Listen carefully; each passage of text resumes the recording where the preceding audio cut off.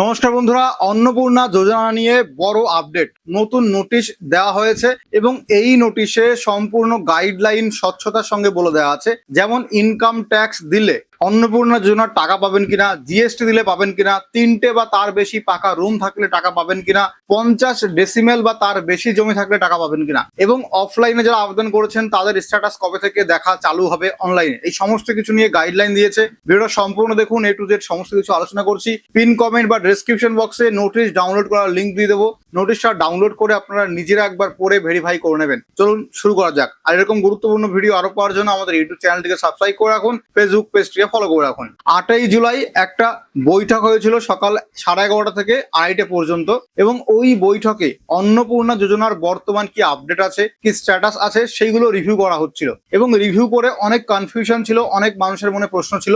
সেই প্রশ্নগুলোর এক এক করে উত্তর সরকার কিন্তু দিয়ে দিয়েছে। তো কি বলা হয়েছে নোটিশে সেটা বলে দিচ্ছি। প্রথমে এডিট করার অপশন চালু করা হয়েছে, তবে সাধারণ মানুষজনদের জন্য এডিট অপশন দেয়নি, শুধুমাত্র সরকারি আধিকারিকদের জন্য এডিট অপশন চালু করেছে। অর্থাৎ আপনার বাড়িতে যদি কেউ ভেরিফিকেশন করতে আসে, তাহলে ওই আশাকর্মী বা ওই এনকোয়ারি অফিসার আপনার ফর্মটা এডিট করতে পারবে। তার মানে কোনো প্রকার ভুল হলে আপনি সেটাকে সংশোধন করার সুযোগ পাচ্ছেন। এছাড়া যদি আপনার বাড়িতে ইনকোয়ারি করতে না আসে, তাহলে আপনার পঞ্চায়েত বা মিউনিসিপ্যালিটি বা বিডিও অফিসে যেতে পারেন।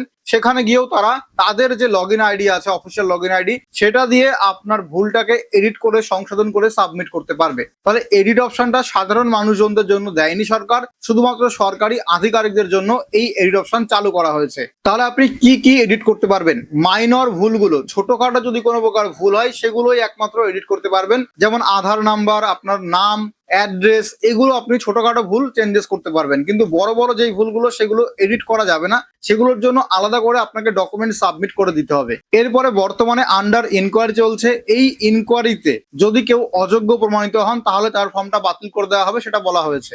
যাদের আবেদনটা রিভার্টেড হয়েছিল, মানে ফেরত গেছিল ভুলের জন্য, সেই সমস্ত আবেদনপত্রকে ইনকোয়ারি অফিসাররা আবার ভেরিফাই করবে বা রিভিউ করবে।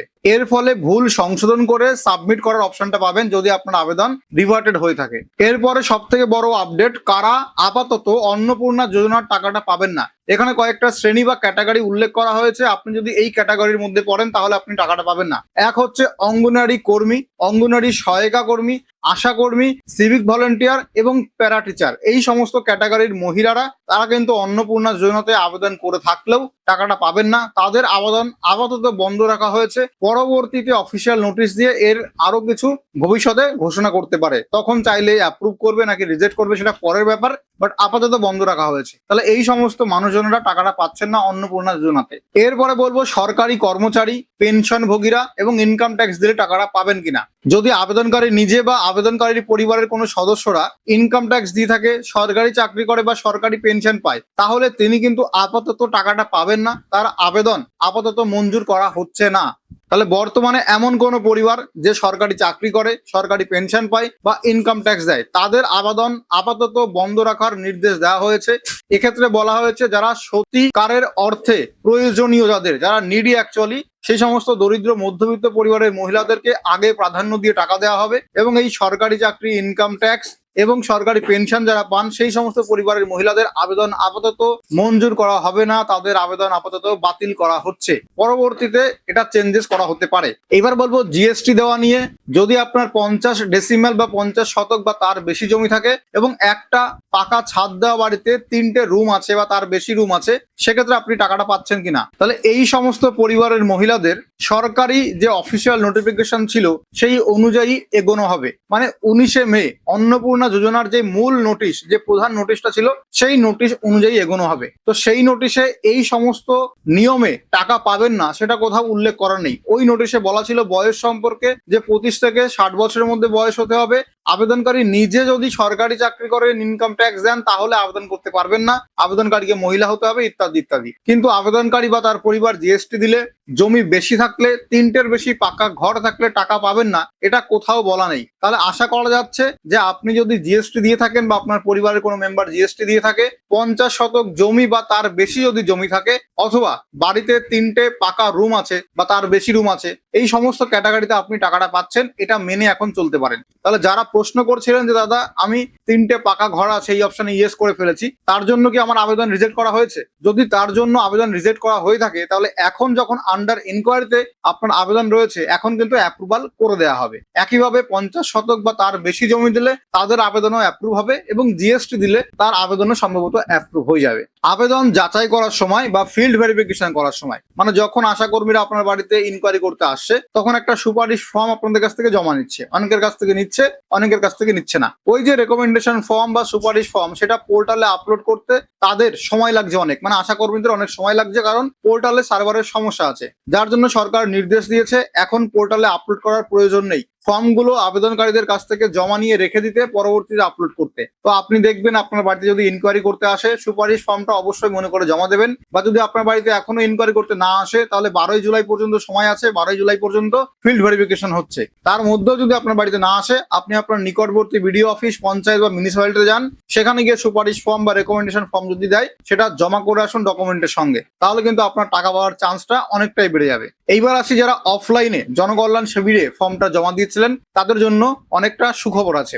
তো অফলাইনে যারা ফর্ম জমা দিয়েছিলেন তারা অনলাইনে পরবর্তীতে অনেকে ফর্ম ফিল আপ করেছেন, অনেকে অনলাইনে পরবর্তীতে ফর্ম ফিল আপ করতে গেলে ফর্মটা সাবমিট দিচ্ছে না, দেখাচ্ছে আধার কার্ড নাম্বার অনুযায়ী এই আবেদনকারীর অলরেডি আবেদন করা আছে, কিন্তু তারা স্ট্যাটাস দেখতে পাচ্ছেন না, যার জন্য সাধারণ মানুষজন বিডিও অফিসে বারবার গিয়ে খোঁজ নিচ্ছিল, বিক্ষোভ দেখাচ্ছিল। তো এই প্রশ্নটা বৈঠকে করা হয় এবং সেখানে জানানো হয় যে 10ই জুলাইয়ের মধ্যে অফলাইনের ফর্মগুলো অনলাইনে ডিজিটাইজ বা আপলোড করে দেওয়া হবে এবং খুব শীঘ্রই এই স্ট্যাটাস তারা দেখতে পারবেন। অর্থাৎ অফলাইনে জনকল্যাণ শিবিরে ফর্ম জমা দিয়েছিলেন যারা, তারা খুব শীঘ্রই অনলাইনে স্ট্যাটাসটা দেখতে পারবেন, যেভাবে এখন অনলাইনে যারা অ্যাপ্লিকেশন করেছে তারা স্ট্যাটাস দেখতে পাচ্ছে, যেমন রিজেক্টেড নাকি অ্যাপ্রুভ নাকি সাবমিটেড নাকি আন্ডার প্রসেস নাকি আন্ডার ইনকোয়ারি, এই সমস্ত স্ট্যাটাস আপনারাও দেখতে পারবেন যারা অফলাইনে জনকল্যাণ শিবিরের ফর্ম জমা দিয়েছিলেন বা পরবর্তীতে অনলাইনে অ্যাপ্লিকেশন করেছিলেন, তারা প্রত্যেকে দেখতে পারবেন, চিন্তা করবেন না। এইবার আসি যাদের পেমেন্ট ফেইলার হয়েছে, তাদের হয়তো পরিবর্তন হয়েছে স্ট্যাটাস এখন। তাহলে যাদের পেমেন্ট ফেইলার হয়েছে, যার কারণে ব্যাংকে টাকা ঢোকেনি, সবার আগে আপনি ব্যাংক স্টেটমেন্টটা চেক করুন।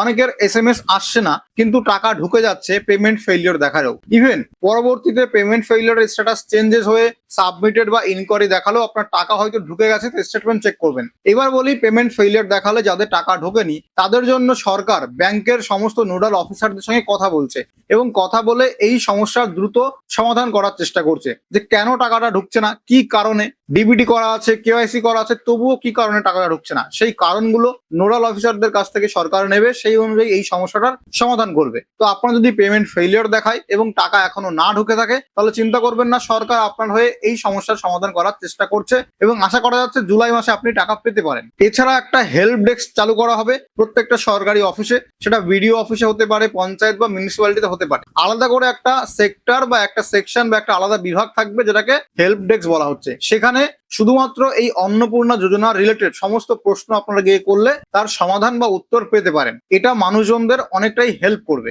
আপনার আবেদন কোন পর্যায়ে আছে, স্ট্যাটাস কি, ভুলটা সংশোধন করতে পারবেন কিনা এবং টাকা কেন আটকে রয়েছে, এই সমস্ত বিভিন্ন প্রশ্ন মানুষজনদের মনে আছে। তারা বিডিও, মিউনিসিপ্যালিটি বা পঞ্চায়েতে গিয়ে কোনো সদ উত্তর পাচ্ছে না, যার জন্য আলাদা করে হেল্প ডেস্ক চালু করার চিন্তা ভাবনা করেছে।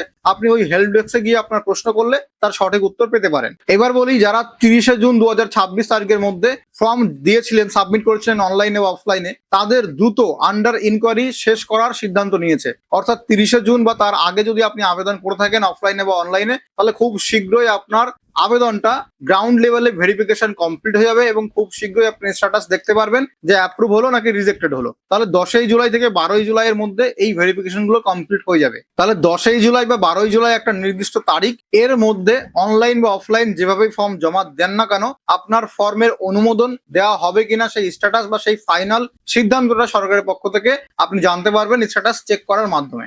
জুলাই মাসে যারা টাকাটা পাননি সেই সমস্ত যোগ্য মহিলাদের জুলাই মাসে টাকা দেওয়ার কথা চিন্তা ভাবনা করছে সরকার। তাহলে খুব খুশির খবর, জুলাই মাসেও আপনি টাকাটা পেতে পারেন, জুলাই মাসের 3000 টাকার কিস্তিটা। তাহলে এটা হচ্ছে সম্পূর্ণ নোটিশ নিয়ে আলোচনা। নোটিশটা ডাউনলোড করে নেবেন, ফার্স্ট কমেন্ট বা ডেসক্রিপশন বক্সে আমি লিঙ্ক দিয়ে দেবো ডাউনলোড করার, সেগুলো নিজে ভালো করে পড়ে নিলেও এই সমস্ত কিছু আপনার কাছে ক্লিয়ার হয়ে যাবে। এরকম গুরুত্বপূর্ণ আপডেট আরো পাওয়ার জন্য আমাদের ইউটিউব চ্যানেলটিকে সাবস্ক্রাইব করে রাখুন, ফেসবুক পেজটিকে ফলো করে রাখুন। ধন্যবাদ, ভালো থাকবেন।